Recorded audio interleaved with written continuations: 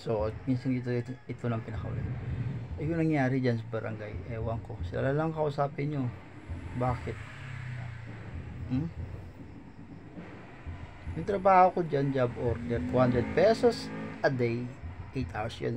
Equivalent to per, magkano yung per hour? Bahala na. Hindi ako.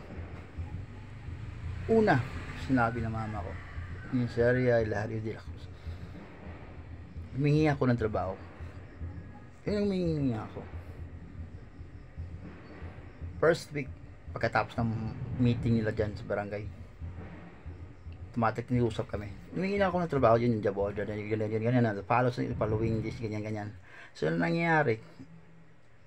Lahat ng mga ebidensya yun. Lahat ng mga bagay-bagay, may mga tao akong may permahan, mga ganito ganyan, sige nito ganyan. Alam na natin yun. When it comes to government thing, tangina. Di ba? Marcos, Bongbong Marcos Jr., ang anak mo, nagkita kami, alam niya na yun. Pagpapagupit. Putangin na, ang anak mo, sabihin mo nga doon sa kanya, sa ulitin, papakalbo ko yan. Sara Duterte, pakimusta na ako sa kapatid mo. At saka, kay papa mo. Yung nangyari sa'yo, sino? January Albanez, di ba? Tanungin mo nga, dito. Hindi nila alam. Di ba dalawa lang kayo? Ba yung mga unit yun? Yun. Yan nangyari. Hindi alam ni January Albanez.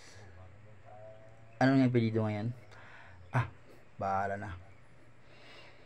Kung ano ang gobyerno, kung ano ang sindikato,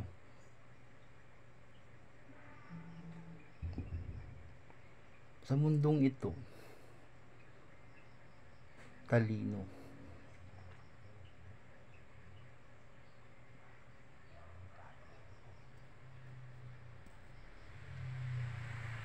yaman, ganyan.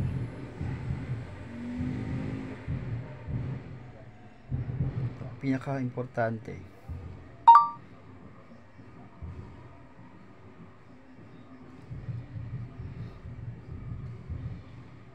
the royal owns everything.